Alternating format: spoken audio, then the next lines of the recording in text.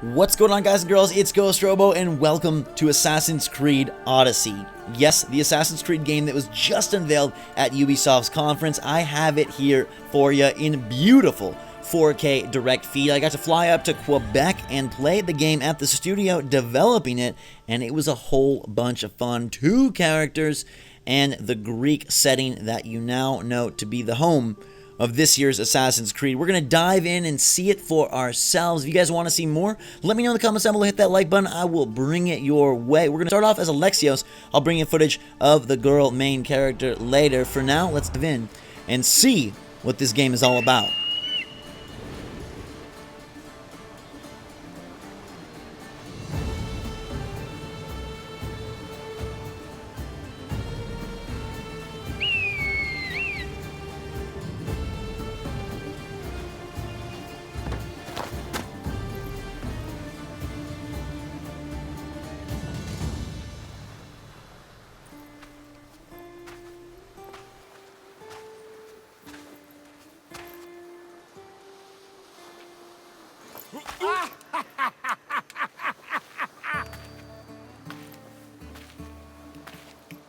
I never thought Poseidon's anger would be too much for the mighty Alexios' stomach.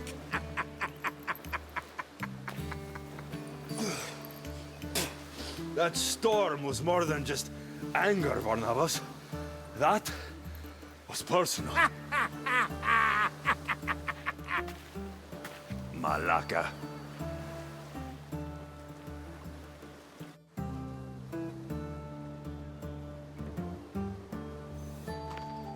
Ah, the Delos Islands. 2 sides of the same coin. Delos, sacred birthplace of Artemis and Apollo. And Mykonos, where people do everything that's forbidden on Delos. Read me the note again. Eagle-bearing Mystios. That's you. Otharkis, cruel leader of Delos Islands, takes money from our pockets and food from our mouths, all to feed his Insatiable. Yes! His insatiable thirst for power. Podarkis is one of them, Barnabas. The ones hunting my family. Keep reading. We are a modest but fierce group of rebels who'd pay you handsomely to help us overthrow our vile oppressor. I pray the winds guide you swiftly to our shores, Mystios. Our people are dying. Signed, Kira.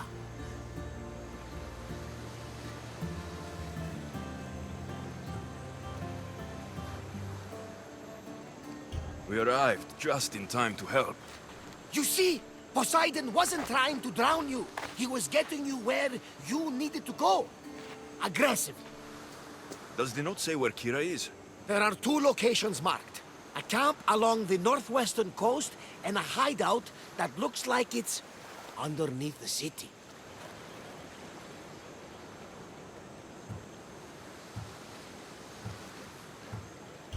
Podarkis sounds like a cruel man.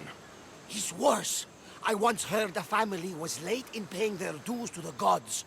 Potharki sent his men to their farm and took the young ones from their beds. When their mater and pater woke up to feed the animals, they discovered the animals were already feeding on the corpses of their sons. The sooner I send this monster to Hades, the better. Even Hades would shudder in his presence. This place seems nice. This island has a giant history, my friend. We don't have time, Barnabas. I meant Mykonos literally has a history involving giants.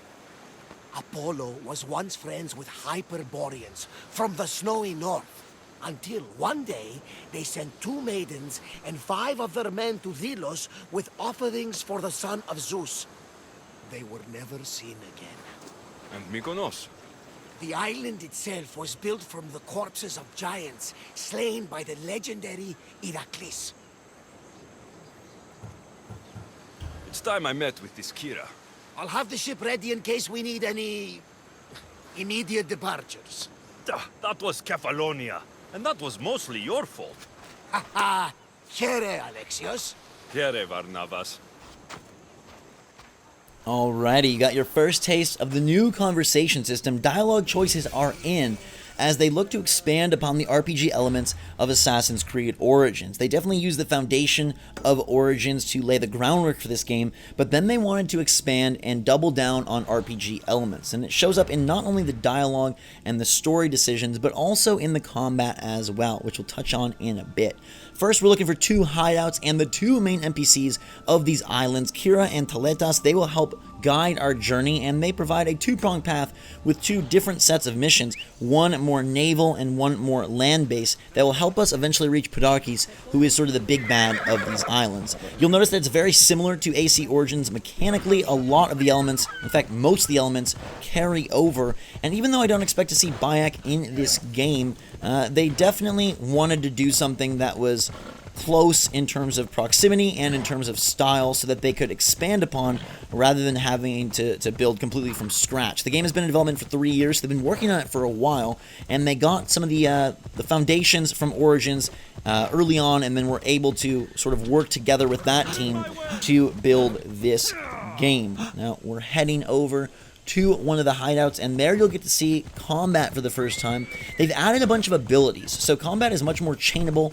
It's much more video gamey, I guess. Not that it wasn't already, but as we cruise through these gorgeous beaches, I think the game looks fantastic in 4K. All the lush vegetation, the colors, really, really remarkable. But they added these abilities, like the Spartan kick you saw in the initial teaser, and there's one where you can light your sword on fire, or you can stomp a shockwave, or you can throw down a stun. It's interesting that they've merged more of these, I guess, RPG-style powers with the traditional sword and shield combat. In fact, they've removed the shield because they want you to go ham, and they want you to use those abilities to be very aggressive. In fact, there even is an ability where you can rip the shield straight from an opponent and chuck it away so they can't even defend themselves, which I really find that one to be super beneficial. There is a boat, and of course boats are back. Naval combat and traversal is in, which we'll get to see later on as well. But first, a little bit of fighting. You got this Spartan-Athenian conflict going on here, which is pretty darn cool, and I think it's interesting. I was mentioning to the team up in Quebec that the year God of War removes Greek mythology, right? They go Norse mythology. AC is incorporating all of the Greek mythology. I just think that's sort of an interesting turn of events. Probably completely random, but kind of a cool aside nonetheless. Okay, let's pull out that bow and start blazing some fools. There's also abilities on your arrows, so you can fire stronger arrows and things of that sort. The abilities are interchangeable. You will be unlocking them throughout skill trees and equipping the sets that you want. There's a different set for your melee combat and then your ranged combat, as this guy says, hey, your abilities mean nothing if we stab you. It took me a little bit to get readjusted to the Origins style combat. It does feel basically the same in terms of pace as that, although I would say it's a bit faster given the fact that you are chaining more and more together. You do have the ability to merge those abilities I was mentioning, like that right there, the Spartan kick. You saw the shield throw, as well as your light and heavy attacks, and just sort of wreck through your opponents. There are big scale battles as well, which hopefully I'll be able to show you, because those are pretty nifty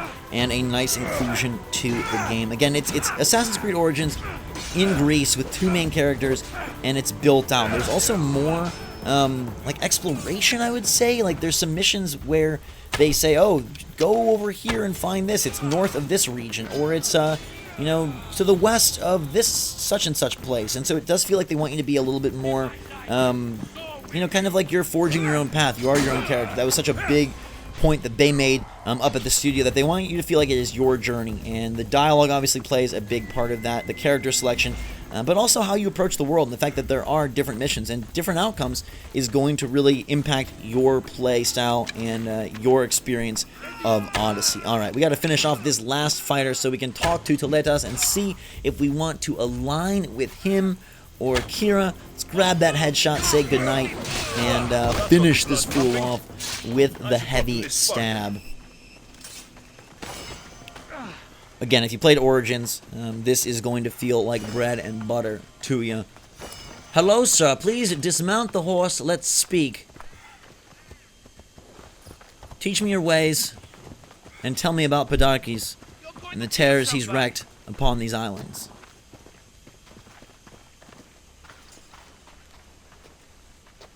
You fight well. Spartan? I was, but that was a long time ago. Spartan blood is eternal, stranger. Alexios. Ah, Kira Was. our ship We've all lost friends to this war. We can mourn together, but first I need to find Kira. What do you want with her? Kira sent me a note. I'm here to kill Podarkes. She's clever. Sparta got the same note. I will help Kira reclaim these islands. Just don't forget who helped you reclaim this beach. Alright, so in the interest of time, skipping through a little bit of that dialogue so that we can go see Kira in this video and get you more gameplay. Basically, he was just establishing, hey, here's what's going on, let's go find Kira and let's powwow and decide what we're gonna do. So the horse is back, the bird brain is back as you saw, you're gonna be spotting targets from above, and these islands were much more lush and mountainous, and I'm curious to see once we get to bigger cities and get to experience some of that more traditional Greek architecture and see how much the mythology is really embedded in the game. It seems like it is quite a bit. In that opening cutscene with Barnabas, you got to hear them mention Hades and other heroes, Poseidon, so I am curious if there will be some more mythical missions or ways in which the game incorporates the Greek gods beyond the traditional political and military conflicts that Assassins usually deals with. I'm looking for the one called Kira. I've come in response to a call for help. You missed.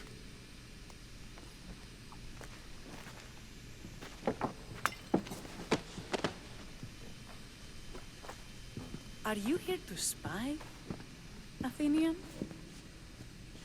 Or maybe you are Athena herself, dressed in a dirty disguise?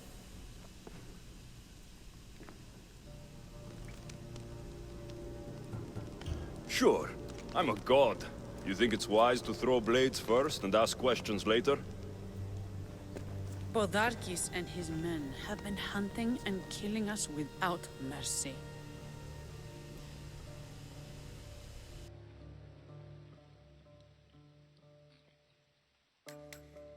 His spies are everywhere. He won't rest until all who oppose him are dead. We are all that's left of the resistance.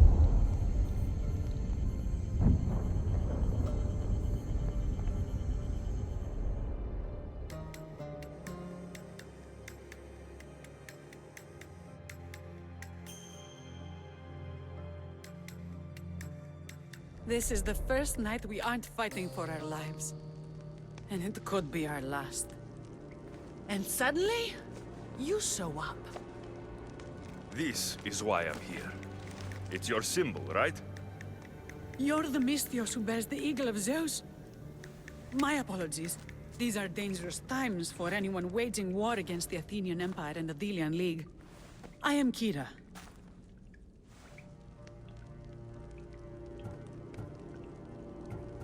I came here to help you deal with one man, not go to war.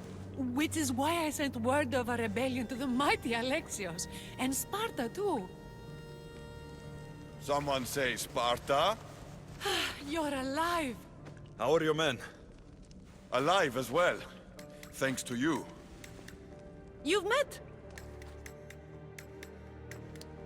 How long till Podarkes finds us? We're right under his nose. His nose is so high. We know where That's a terrible... the Spartan... Not when there's only 12 of you. All you do is... And we will. Alexios... I like the way the Spartan thinks. But we don't have enough swords to fight them head-on. What do you suggest? When I arrived, I saw Spartan ships. Can we get a message to them? Not while the Athenian navy surrounds these islands. We need those reinforcements. I got the two of you here to actually help the rebellion, not to send more people to their deaths. Kira, wait. While the two of you compare swords, I'll be at the Temple of Artemis, making an actual plan. She has fight. I like it. I'm going back to my camp and my men. Here. This is going to be a long rebellion. Alrighty, so again, in the interest of time, move through that a little bit faster than normal. But now you get to decide who you want to help. And one is a more, like I said, offensive sea naval battle approach, and one is a little bit more stealthy. And you get to decide, and your decisions and your dialogue choices will impact the outcome of some of these characters. I don't want to spoil it because I think I can show it to you, but the way that Kira's story on these islands wraps up, it can be dramatically different, like crazy different in how that ends, which I thought was pretty darn nifty. And I'm curious how your decisions will impact the overall plot line. Given that this is, more of a side island type experience, I wonder, are there multiple endings? Are there options and abilities for you to affect major characters within the game, or how does it all factor in? You definitely can affect how you romance these characters. You can romance either Kira or Teletas as either a guy or girl, and you can push those pretty far or not far at all, depending on what you want. I do think the game looks real pretty. Origins obviously look great, and this one looks mighty fine as well. Maybe the characters aren't as fantastic as they could be, just in terms of mouth movement and whatnot, but the environments themselves do look awesome.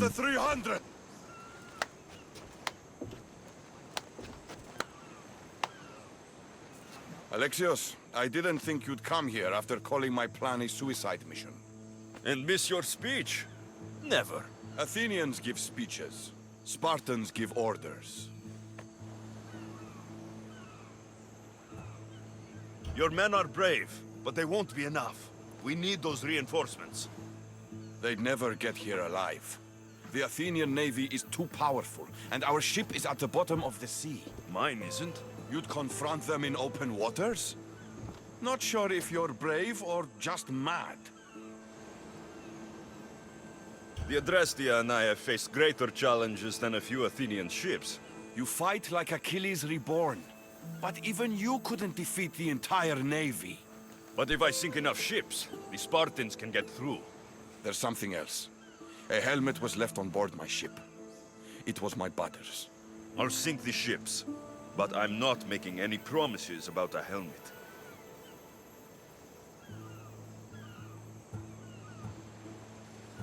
So the helmet from your pater means a lot to you. It does.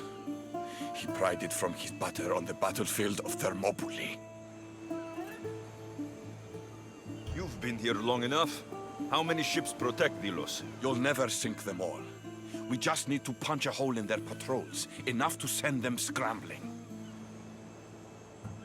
The sharks will have full bellies when I'm done. Alrighty. Battle on the Big Blue Sea time it is. We are going to go grab our ship and get out there. Now, the ship is a big part of Odyssey. You will be upgrading it, and you will be expanding your crew. You can recruit just about anybody and add them to your ship. Now, obviously, certain NPCs and major characters will not leave their livelihood just to help you out. But I think it's a pretty cool system, and it will help you as you decide how you're going to shape your ship and the way that you fight out there on the sea. Now, I'm also curious how they're going to sort of reinvent Skull and Bones. I know that game got delayed, but given that AC is getting naval back again, how do you make Skull and Bones feel separate, and how do you make it feel like a worthy package on its own without just, oh, hey, they ripped the ship combat out of Assassins again, and I don't know, I guess we'll see more at E3, or we've already seen more at E3, but we are going to board our boat and get on with it. So every time you approach your boat, you can call your boat, basically fast travel to your boat, and then you head up here and you command your crew. You're ready to go. This is where you will guide things. They're telling us about some of the fire attacks that are usable from this ship. And if you guys want to see the ship combat and more of Assassin's Creed Odyssey, definitely let me know. Hit that like button. I got a lot more footage I will bring your way. What do you think of the game? Let me know that as well. I'm curious, how do you guys feel about AC returning to an annual release, moving to Greece, giving you 2 characters, and doubling down on the RPG elements? Until next time, everybody, thanks so much for watching. I hope you enjoyed the video, and hope you had a fantastic day in E3. Drink so much, I love you. And until next time, enjoy the singing, and we will see you all later.